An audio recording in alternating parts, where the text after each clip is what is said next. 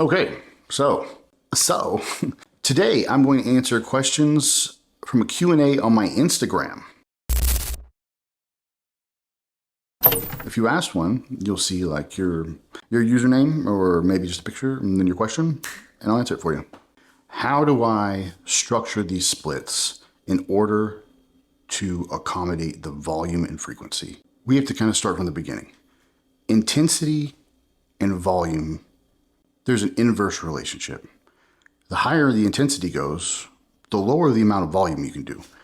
You can't train until you're dead in a set, past failure with people helping you get the weight up, and do 9 sets of that. It's not going to work.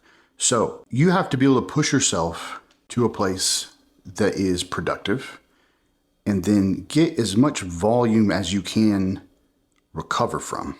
So how would I structure this? First, start with hitting everything once a week. You don't have to hit everything twice a week. You can hit your weak body part twice a week. Let's say you have really weak legs. We can split legs up. We can train quads, then chest and delts. We can take a day off. We could train back and get some hamstrings in there. Now you're hitting the other side of your leg. And then the next day you train arms and you have your off days. You also don't have to make it fit within a perfect calendar week. You could have a 10-day split or push-pull legs where you're kind of touching everything over and over within some sort of 5-day split, and then you're just repeating. Making everything fit in a calendar week isn't required, but training everything twice a week isn't required either. You can grow really freaking well on a typical bro split. Almost everyone did for a really long time. Some of the best bodybuilders on the planet only trained everything once. I think sometimes we get caught up in what is optimal on paper. Most things on paper weren't done with bodybuilders. I have no problem with pushing volume up, but you can only have the volume that, 1, you can recover from, and 2, volume that is realistic to your lifestyle. If you have a job and things to do, can you afford to do 40 sets a day? Probably freaking not. Pick what's best for you, really send it for 8 to 12 weeks, evaluate how you recovered, see what grew, and then kind of take note from there on how to adjust it. Is easy lists realistically affecting recovery? If we're talking about like getting your steps in, no, almost certainly not. It would greatly depend on how much it was though. If you're doing 20,000 steps every day, like a family trip to Disney World every single day, then that probably affects recovery. If you're doing 8 to 10,000 or, 30 minutes of lists, no, it's not going to hurt you, especially if it's easy.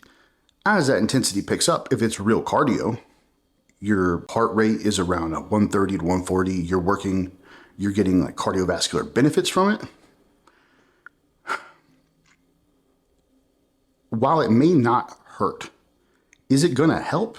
It kind of depends on what stage of leanness you're in and what are the goals here. If the goal is to be the best bodybuilder you can be, maybe part of this needs to be covered with your diet. All of my clients have a required step count, whether that's 5,000 or 8,000, something. And then everyone is required to do some kind of cardio across the week, something where you're actually getting cardiovascular benefits. That might only mean 2 or 3 days a week though. If we're doing 2 or 3 days a week of real cardio, that shouldn't hurt us at all. That should only help us. Your body working better and you being healthier is only going to help you be better. If you're banging out 20, 30,000 steps a day, this is probably too much for off season and growing. Have I used Tbolllll with any success? What do we mean by success? Tbolllll isn't stacking anybody out with a ton of muscle. It's okay. I don't really like it.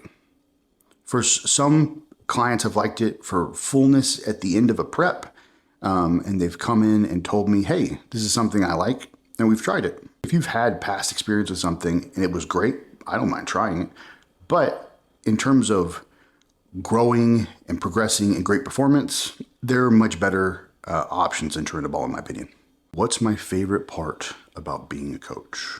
I really like helping people get to somewhere they didn't know they could get to.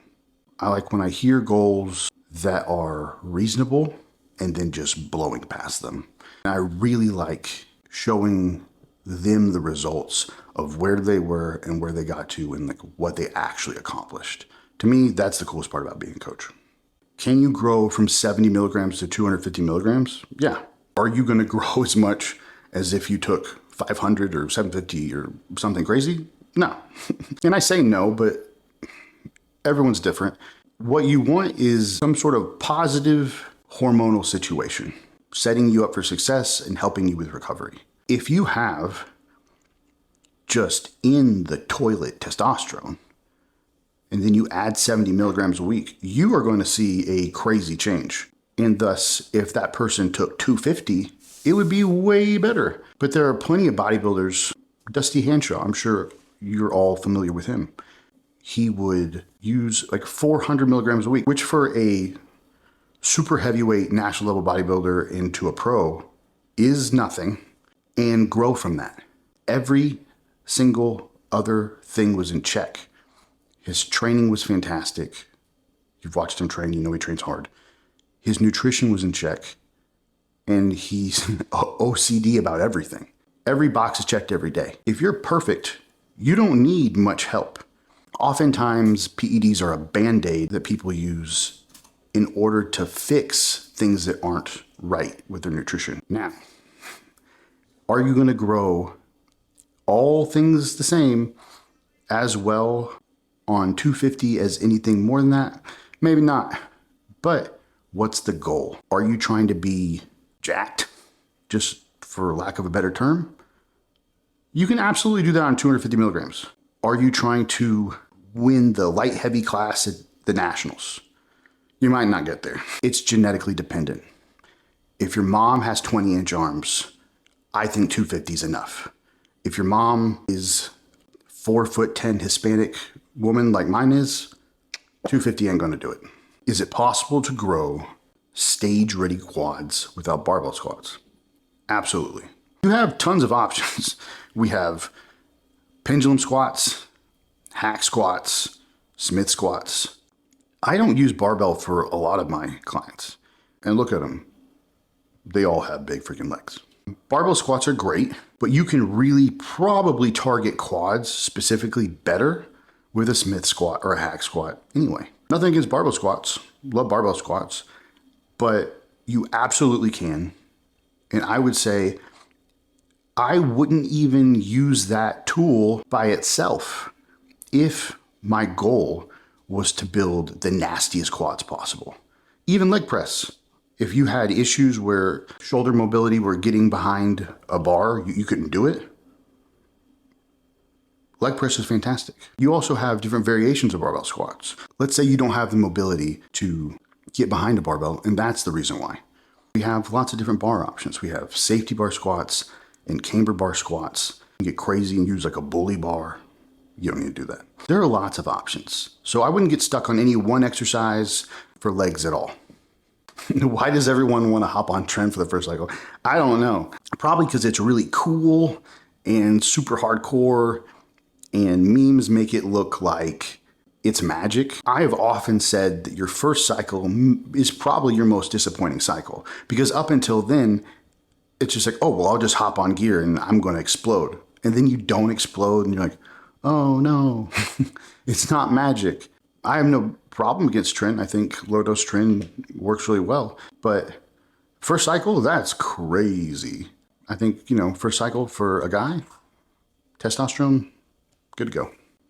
In terms of time off and time on, this is pretty dependent on the goal. For one, I have some biases here. For me, PEDs are for performance enhancement. If you're not competing in a sport, why are you taking them?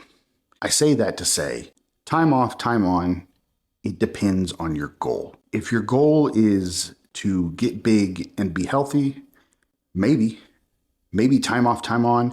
Maybe time off is double time on.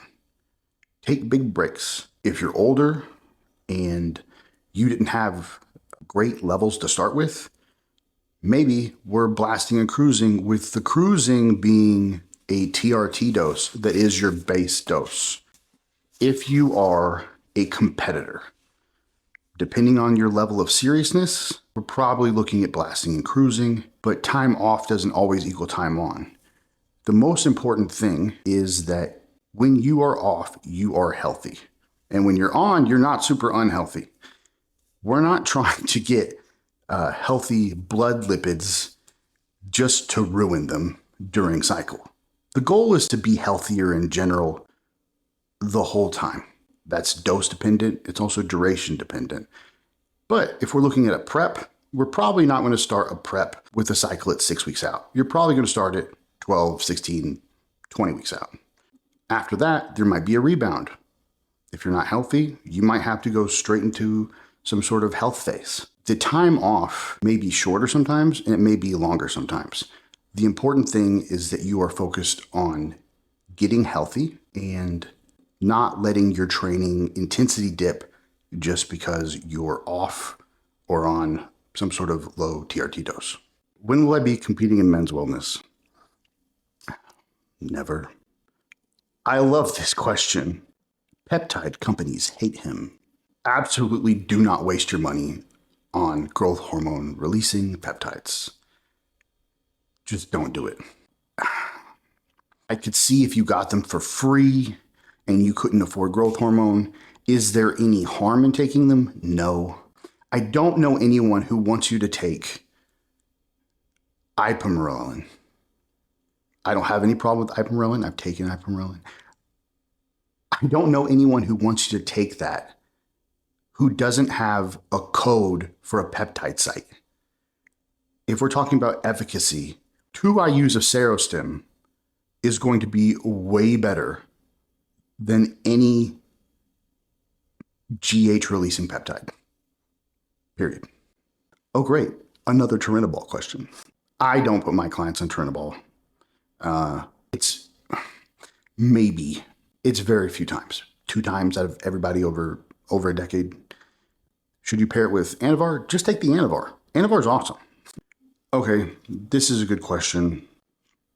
There are lots of things you can do for gut health. John Meadows said, "You are not what you eat. You are what you absorb."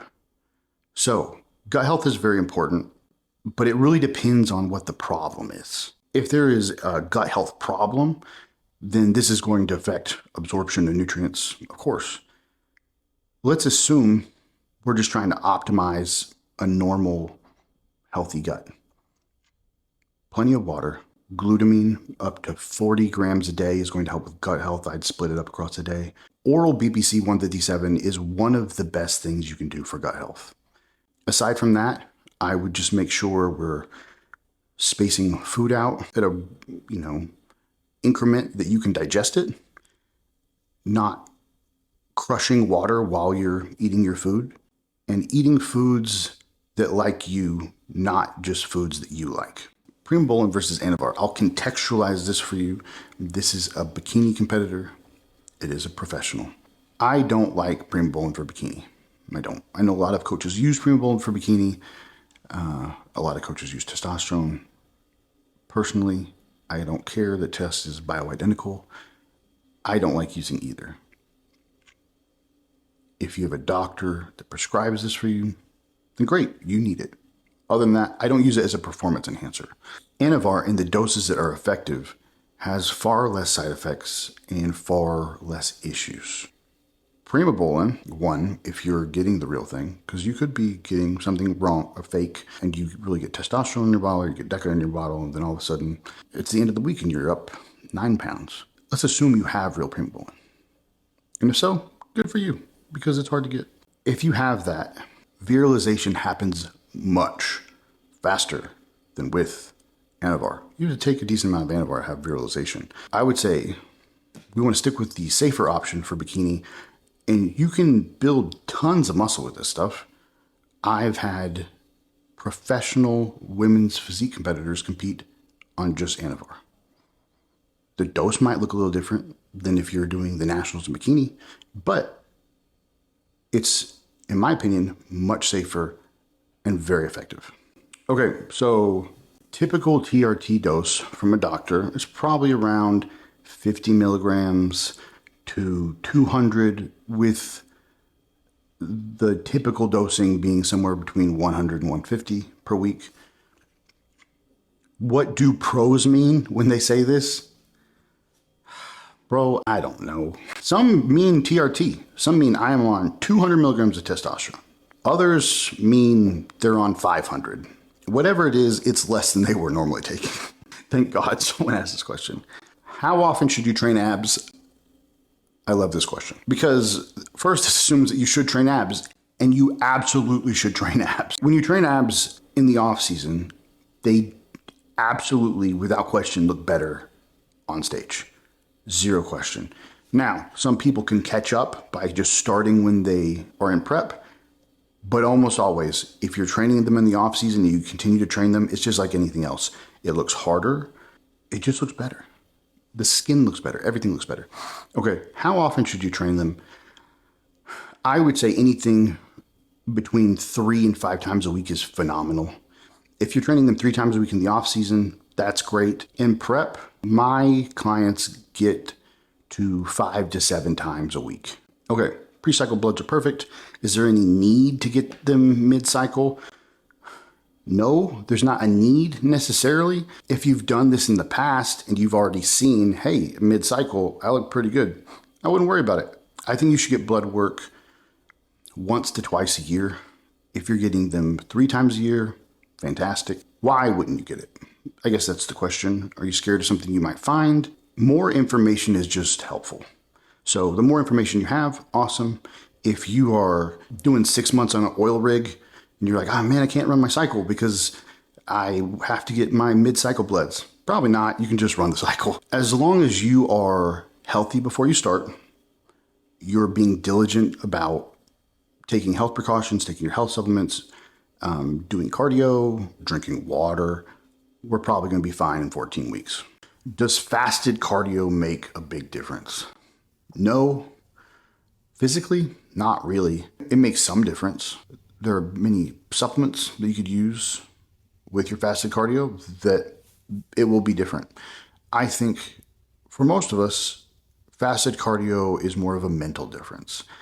You have set up your day where you have already accomplished something, you've already started working on your goals, and you, in my opinion, are more likely to get better and make good choices that day if you do your fasted cardio. Are THC gummies detrimental to fat loss or muscle gain?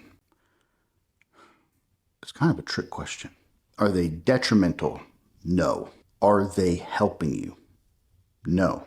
And there will be arguments. It's like, oh, I sleep way better and da-da-da-da-da. Okay, cool. I'm indifferent on them. Some people have the opinion if it's not a positive, it's a negative. I can totally see that, especially since bodybuilding is all or nothing. Now, that doesn't mean we have to be extremists. It doesn't mean don't ever eat a cookie. I like cookies. But is it helping you? No. We're just doing something that you like doing, something that you might find some positive aspects with. Cool, do it. It's not holding you back, but it's not helping you. Okay, for intra-workout carbs, for a long time, highly branched cyclic dextrin was the ingredient that you had to use. Dextrose is perfectly fine. Dextrose is easily recognized by the body, doesn't need to be converted into anything. Dextrose is great for glucose storage. It is great for energy. Dextrose is fine. You do not need to spend $60 on highly branched cyclic dextrin. I like highly branched cyclic dextrin, but dextrose is perfectly fine. Are there any divisions I won't coach?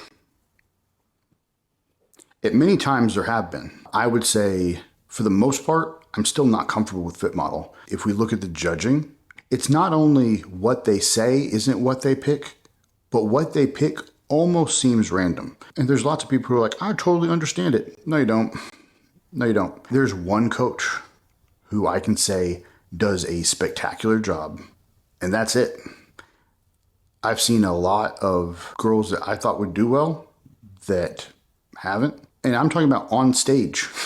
So I would say that's one that I don't understand very much.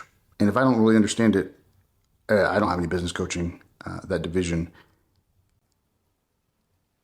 And neither do most of these coaches. but they would like your money, so they're going to do it. So that will wrap up this video. We're going to make a part 2. If you have questions, you can comment them below or DM me on Instagram. And also, you can subscribe so that you can find these videos later easier. My name is Scoochie Boochie. I was born from a volcano. You crawled. The question's over. Okay, push your titty on my temple like the dental hygienist. Yeah.